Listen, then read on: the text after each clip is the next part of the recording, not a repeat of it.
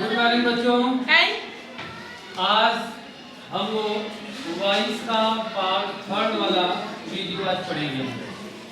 अब देखो, सबसे बड़ी बात ये है कि हम लोग वॉइस का सीरीज चला रहे थे और वॉइस में हम इसके पहले जो है 2 वीडियो बना चुके हैं। आज जो है इसका तीसरा पार्ट जो है हम लोग पढ़ेंगे। आइए इसको हम लोग शुरू करते हैं। इसमें हम बताए थे कि पैसिव वॉइस 2 प्रकार का होता है, मतलब वॉइस 2 प्रकार का होता है, एक्टिव वॉइस होता है और एक पैसिव वॉइस होता है।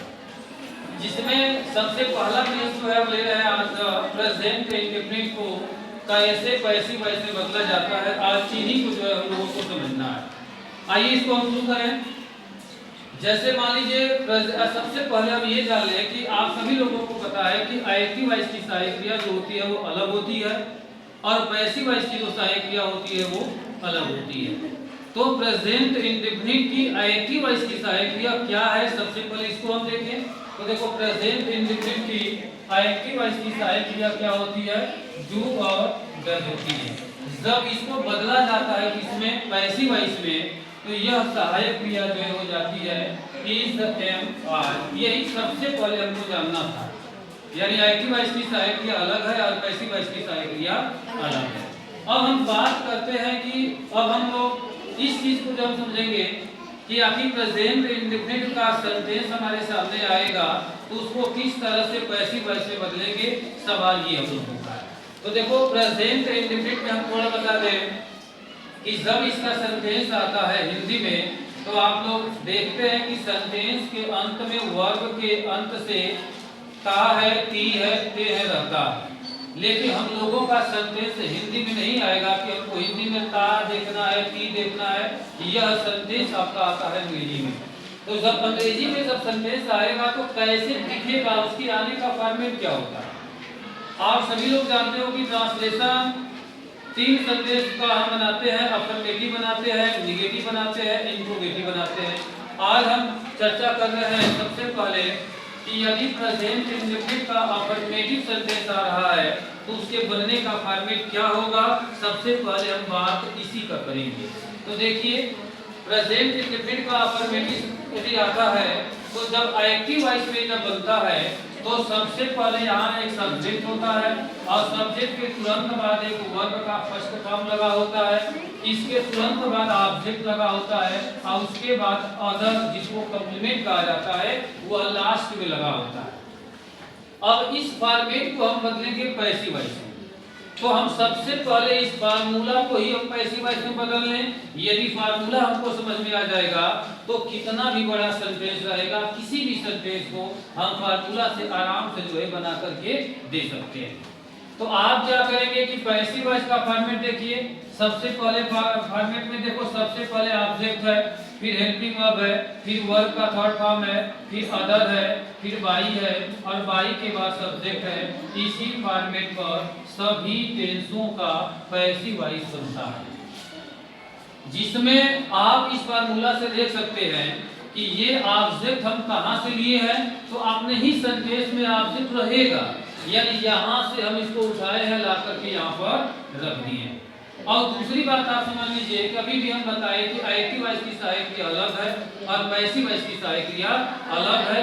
एक्टिव वॉइस में मालिक कौन होता है, सब्जेक्ट होता है, और पैसिव वॉइस में मालिक कौन होता है, ऑब्जेक्ट होता है। तो जब हमारा सेंटेंस एक्टिव वॉइस में बनता है तो सब्जेक्ट अपनी सहायक क्रिया को ले आता है, और जब पैसिव वॉइस में जब हम बनाते हैं तो हम एक्टिव वॉइस से ऑब्जेक्ट को निकाल लेते हैं और जैसे ही वो यहाँ मालिक बनेगा वो तुरंत अपनी सहायक क्रिया को ढूंढेगा।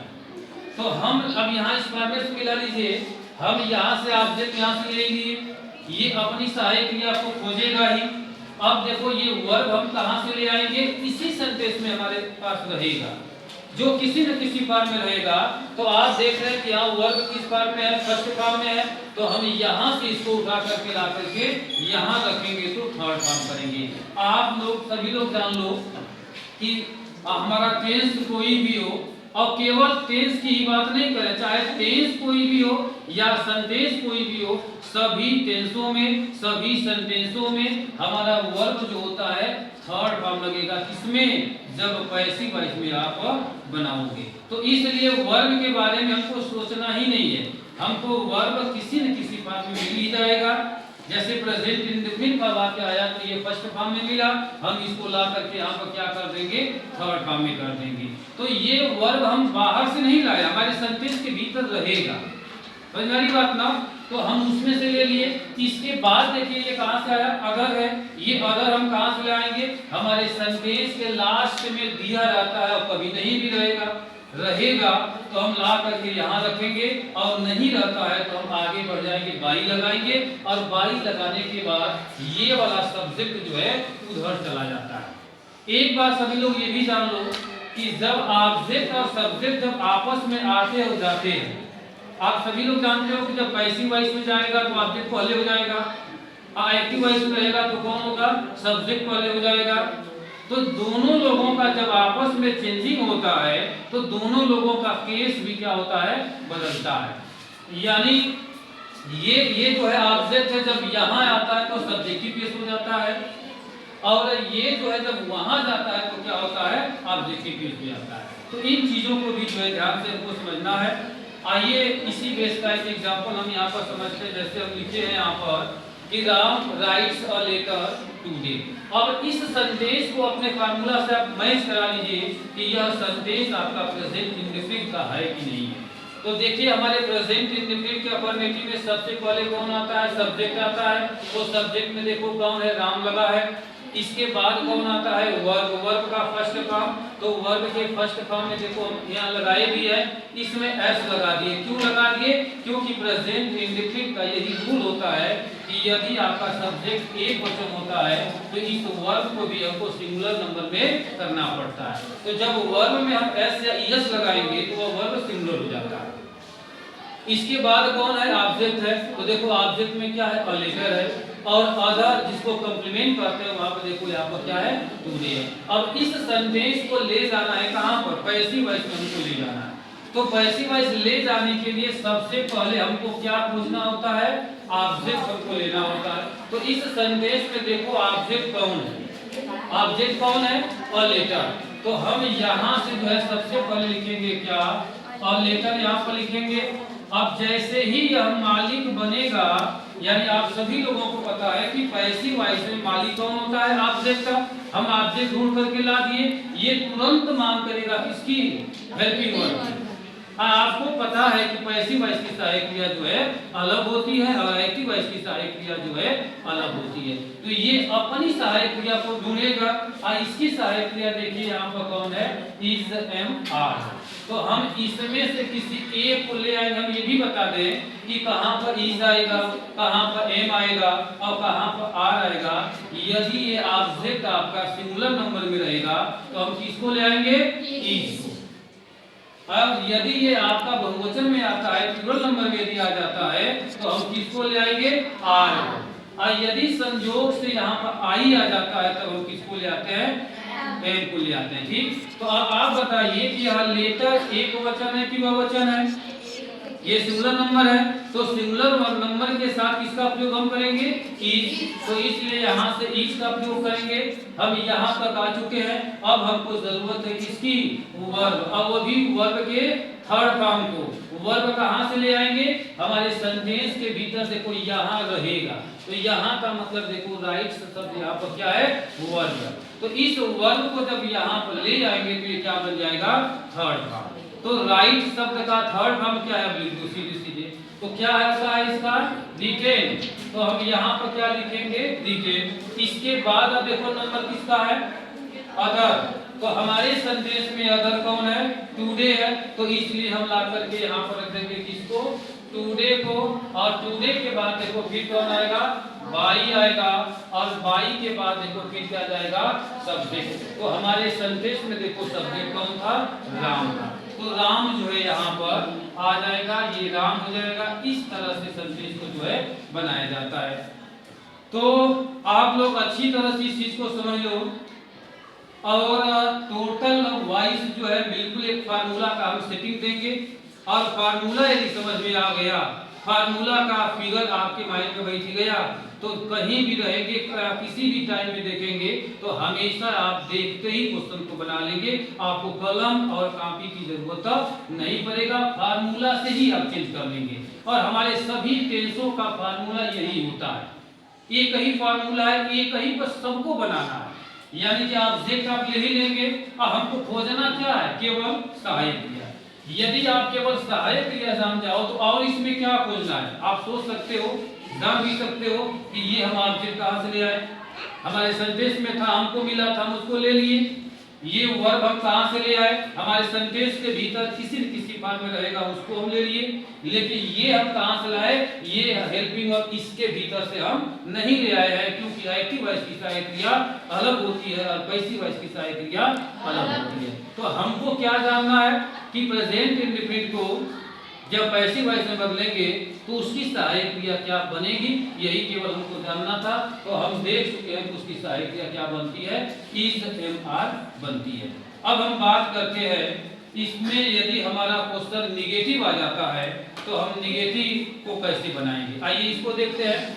अब हम दूसरा फार्मूला लिख रहे हैं इसका, यदि निगेटिव आएगा सेंटेंस तो हम लोगों का क्वेश्चन जो बनेगा, क्योंकि एक्टिव वॉइस की सहायक क्रिया डू या डज और उसके बाद जो है फिर यहाँ पर नाम लगाते हैं, वर्ब का फर्स्ट फॉर्म, फिर ऑब्जेक्ट, फिर अदर। ये आपका यदि प्रेजेंट इंडेफिनिट का निगेटिव आएगा तो उसके आने का फॉर्मेट यही रहेगा, इसी को बदलना है क्या, पैसिव वॉइस। तो आप जब इसको चेंज करोगे तो पैसिव वॉइस में सबसे पहले कौन आता है, ऑब्जेक्ट। इस ऑब्जेक्ट को यहाँ से निकाल लो तो ऑब्जेक्ट जो यहाँ आ जाएगा। ध्यान से समझना है, यहाँ पर यही इंपॉर्टेंट चीज है। देखो ये जब मालिक था तो ये अपनी सहायक क्रिया लगाया, यानी एक्टिव वॉइस में मलिकार कौन था, सब्जेक्ट था, तो ये अपनी सहायक क्रिया को लगा रहा है। अब इसका मालिक कौन हो रहा है, ऑब्जेक्ट हो रहा है, तो इसकी सहायक क्रिया देखो वहां पर लिखे है कोने में इज एम आर। तो यहाँ से हम ले लेंगे किसको, इज एम आर। जब यह निगेटिव है तो हम भी यहाँ पर क्या करेंगे, नॉट लगाएंगे। ये अपनी सहायक क्रिया के साथ नॉट लगाया है, हम इनकी सहायक क्रिया के साथ क्या करेंगे, नॉट लगाएंगे। उसके बाद फिर वर्ब का थर्ड फॉर्म, फिर यहाँ अदर, अदर के बाद वाई और वाई के बाद फिर यहाँ पर सब्जेक्ट और उसके बाद फुल स्टॉप। तो ये स्पेशल फार्मूला किसका है, प्रेजेंट इंडेफिनिट का। निगेटिव का कोई भी क्वेश्चन आएगा तो हम इसी फार्मूला पर आराम से इसको जो है हम बना सकते हैं। यदि फार्मूला का फिगर माइंड में बैठ गया तो आप किसी भी सेंटेंस को आराम से लगा सकते हैं। क्लियर, सबको समझ में आया। अब एक एग्जांपल देखो, हम यहाँ पर लिख रहे हैं जैसे कि आई डू नॉट सिंग, ये सॉन्ग है, हम कहने इसको पैसिव वॉइस में चेंज कर दो। तो जब चेंज करेंगे तो सबसे पहले अब हमको यहाँ पर क्या चाहिए, ऑब्जेक्ट। ऑब्जेक्ट देखो इसमें कौन है, असॉन्ग, तो हम यहाँ से ले लेंगे क्या, असॉन्ग। अब असॉन्ग का आप नंबर देखिए, इन तीनों में से हम किसको लेंगे, इज। क्यों, क्योंकि असॉन्ग आपका सिंगुलर नंबर है। तो यहाँ से आ जाएगा इज, इसके बाद फिर यहाँ से नॉट, इसके बाद वर्ब का थर्ड फॉर्म करो तो सिंग का थर्ड फॉर्म करेंगे तो क्या होगा, संग। इस बार देखो कॉम्प्लीमेंट यहाँ पर नहीं है, जब नहीं है तो इसका प्लेस क्या हो जाएगा, खाली हो जाएगा। इसके बाद फिर यहाँ पर हम बाई, अब देखो आई देखो जब जाएगा तो केस बदल देगा, यहाँ सब्जेक्ट है अब वहां जाएगा तो केस बदल करके ऑब्जेक्टिव हो जाएगा, तो यहाँ पर क्या हो जाएगा, मी हो जाएगा। तो इस तरह से इसको समझना है और इसको लगाना है। तो ये सभी लोगों को समझ में आया। यदि अफर्मेटिव रहेगा तो अफर्मेटिव का फॉर्मेट यहाँ पर है, इसको हम वैसे जो है बदल देंगे। यदि आपका निगेटिव आता है तो निगेटिव का फॉर्मेट जो यहाँ पर है इसको हम ऐसे बना करके इसको हम दे लेते हैं। अब हम समझेंगे कि इसको इंट्रोगेटिव का क्वेश्चन आता है तो उसको हम कैसे बनाते हैं। तो यहाँ तक सबको समझ में आ गया, एनी प्रॉब्लम किसी को। अब हम आते हैं सीधे सीधे इंट्रोगेटिव के सेंटेंस पर। आइए देखते हैं कि इंट्रोगेटिव के सेंटेंस को हम लोग कैसे बनाते हैं। आज के इस वीडियो में आपको बहुत मजा आएगा, क्योंकि एकदम फार्मूला का सेटिंग हम दे रहे हैं और फार्मूला से आप किसी भी सेंटेंस को जो है आप इजीली बना सकते हो। जैसे मान लीजिए यदि प्रेजेंट इंडेफिनिट का कोई भी क्वेश्चन इंट्रोगेटिव में आता है तो ये कैसे पहले एक्टिव वॉइस में बनेगा, तब हम बात करेंगे पैसिव वॉइस की। यानी एक्टिव वॉइस में आएगा तो हम कैसे जानेंगे कि यह क्वेश्चन आपका प्रेजेंट इंडेफिनिट है। आइए देखते हैं। सभी लोगों को पता है कि इंट्रोगेटिव कितने प्रकार का होता है? दो प्रकार का होता है। एक होता है एस या नो टाइप होता है और एक को हम क्या कहते हैं? डब्ल्यू टाइप कहते हैं। किस क्वेश्चन को एस या नो टाइप कहा जाता है? जो क्वेश्चन शुरू होता है किससे? क्या से शुरू होता है, उसी क्वेश्चन को हम क्या कहते हैं? एस या नो टाइप। इनकी जब ट्रांसलेशन हम लोग करते हैं तो इस क्या के अंग्रेजी वर्ड नहीं लिखा जाता है, उस टेंस की जो सहायक क्रिया होती है उसी को हम लिखते हैं। तो इस टेंस की सहायक क्रिया क्या है? डू और डज। तो जब इसका फॉर्मेट बनेगा, यानी कि जब यह क्वेश्चन रहेगा किसमें? एक्टिव वॉइस में रहेगा, तो ये शुरू किससे होगा? डू या डज। इसके बाद यहाँ सब्जेक्ट होगा, वर्ब का फर्स्ट फॉर्म, फिर ऑब्जेक्ट का, फिर यहाँ लास्ट में यहाँ पर क्वेश्चन मार्क। इस फॉर्मेट पर यदि प्रेजेंट इंडेफिनिट का इंट्रोगेटिव आएगा, एस या नो टाइप का होगा, तो इस फॉर्मेट पर बनेगा। अब पहले इसी को हम पैसिव वॉइस में बदल लेते हैं, इसके बाद हम बात करेंगे किसका? डब्ल्यूएच का। अब देखो इस फार्मूला को हम चेंज कर रहे हैं किसमें? पैसिव वॉइस में जो है इसको हम चेंज कर रहे हैं। ध्यान से समझना यहाँ पर। देखो यहाँ मालिक कौन था? क्यों सब्जेक्ट मालिक है? क्योंकि वह किसमें है? एक्टिव वॉइस में था। एक्टिव वॉइस का मालिक कौन होता है? सब्जेक्ट। अब हम बदल रहे हैं किसमें? Passive voice. तो इसका वो मालिक कौन हो जाएगा? ऑब्जेक्ट। देखो ये जब मालिक था तो ये अपनी सहायक क्रिया को लगाया, तो ये भी अपनी सहायक क्रिया को यहाँ पर लगाएगा। तो अब बता दो तो इसकी सहायक क्रिया क्या है? Is am are. तो हम लिखेंगे यहाँ पर क्या? Is am are. ठीक। इसके बाद आइए वर्ब जब यहाँ जब आएगा तो वर्ब का थर्ड फॉर्म, फिर यहाँ अदर के बाद बाई, और बाई के बाद यहाँ पर सब्जेक्ट, और लास्ट में क्वेश्चन मार्क तो हम बिल्कुल नहीं भूलेंगे, अक्सर बच्चे भूल जाते हैं। तो हमको ध्यान देना है कि इंट्रोगेटिव में क्वेश्चन मार्क का जो बड़ा महत्व होता है सब लगा दिए हैं और उस मार्क को नहीं लगाया है तो आपका टोटल क्वेश्चन क्या है? गलत। एक एग्जांपल देखिए, जैसे मान लीजिए हम यहाँ पर लिख दिए कि do you read this book है। अब हम कह रहे इस क्वेश्चन को जो है आपको चेंज करना है किसमें? पैसिव वॉइस में। तो देखिए ये फॉर्मेट पहले समझ लीजिए। ये इंट्रोगेटिव आया ऐसे नो टाइप प्रेजेंट इंडेफिनिट का, इसी फॉर्मेट देखो इन दोनों में से कौन आया? डू। क्यों आया? क्योंकि यहाँ का नंबर देखो यू है जो बहुवचन था, तो बहुवचन के साथ क्या लगता है? डू लगता है। तो देखो यहाँ यू लिखे, वर्ब का फर्स्ट फॉर्म रीड, जबकि तीनों फॉर्म एक ही होता है। ठीक ना? इसमें आपको कंफ्यूजन नहीं लेना है, तीनों फॉर्म क्या होता है? एक ही होता है। इसके बाद फिर यहाँ का ऑब्जेक्ट देखो क्या है? दिस बुक है। अब इसको बदल देना है किसमें? पैसिव वॉइस में। तो हम भी देखो जब ये इंट्रोगेटिव था तो ये शुरू किससे था? डू डज से। क्यों? क्योंकि ये अपनी सहायक क्रिया लगाया। हमको पैसिव वॉइस में बनाना है तो ये शुरुआत किससे होगा? इज एम आर, क्योंकि इसका मालिक कौन है? ऑब्जेक्ट। तो मालिक में देखो ऑब्जेक्ट यहाँ पर कौन है? दिस बुक है। तो दिस बुक एक वचन है, इसलिए यहाँ पर आएगा कौन? इज, और उसके बाद ऑब्जेक्ट हम ले लेंगे यहाँ पर दिस बुक, और उसके बाद फिर वर्ब का थर्ड फॉर्म करेंगे तो वही होगा रेड, और उसके बाद फिर बाई, और यू का ऑब्जेक्टिव केस भी क्या होता है? यू ही होता है। ये मत समझ लेना कि हम इसी यू को उठा कर लिख दिए, ये आपका सब्जेक्टिव केस है, ये क्या है? ऑब्जेक्टिव केस है। तो जरा सबको ना एनी प्रॉब्लम किसी को? एकदम इसका फार्मूला देखो और फार्मूला से ही आप लगा सकते हो। फार्मूला का फिगर माइंड में बैठ गया तो हमेशा यह क्वेश्चन लगता रहेगा, कितना भी बड़ा होगा इसी बेस पर जो है आप लगा सकते हो। अब हम बात करते हैं किसका?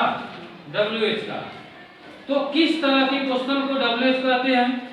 यानी कि जिन प्रश्नों में प्रश्नवाचक शब्द जो होता है, जिसको क्वेश्चन वर्ड कहते हैं, वो बीच में रहता है, उसी को क्या कहते हैं? डब्ल्यूएच। अब सवाल ये है कि इसका नाम डब्ल्यूएच क्यों पड़ गया?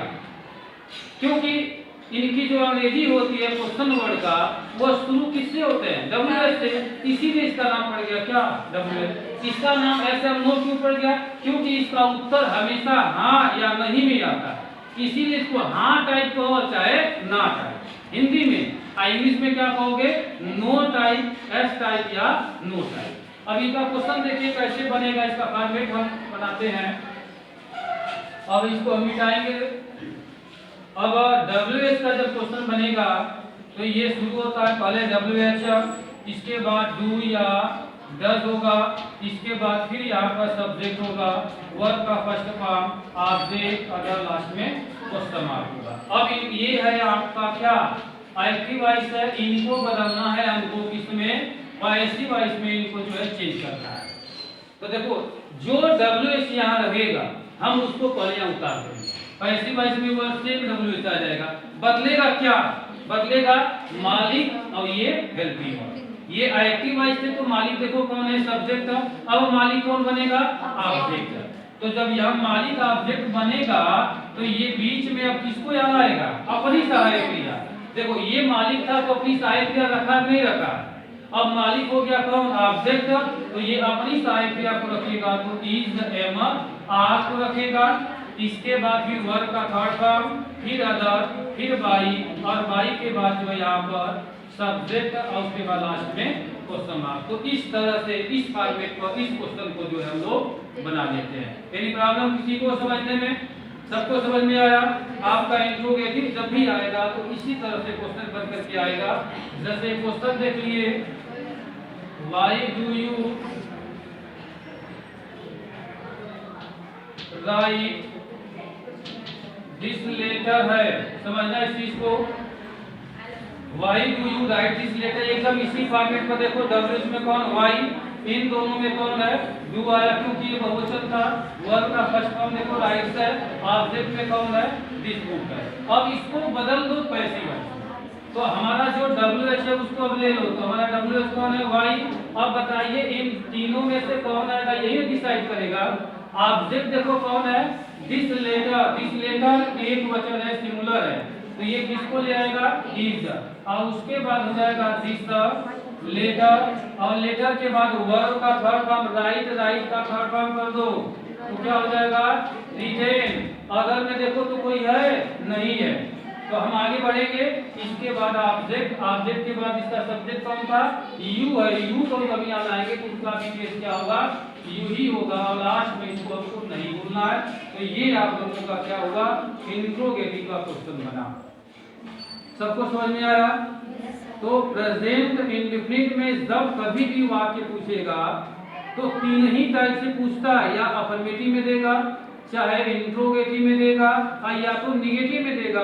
तो हम सबसे पहले किसको पढ़े, अफर्मेटिव का तमाम फार्मूला यहाँ पर दिए, निगेटिव का भी दिए, इंट्रोगेटिव का आता है तो इंट्रोगेटिव पर हम लोग इस पर बना करके दे देते हैं। आप सभी लोगों को पता होगा कि WH में एक और स्पेशल वर्ड होता है, हु होता है, हु का स्पेशली फार्मूला अलग होता है। समझ में आई बात ना? लेकिन इसको जो है हम अगले वीडियो में बताएंगे, क्योंकि आप लोगों का वीडियो बहुत लंबा हो रहा है। तो अब इस क्वेश्चन को समझा करके, बता करके आज का क्लास एक हम समाप्त करेंगे, और बहुत जल्द जो है इसका वॉइस का जो चौथा पार्ट लेकर के आते हैं, तो वहाँ पर हम बनाएंगे। यदि हमारी वीडियो आप लोगों को अच्छा लगे तो कमेंट में आप जरूर लिखेंगे, और लाइक करेंगे और सब्सक्राइब करना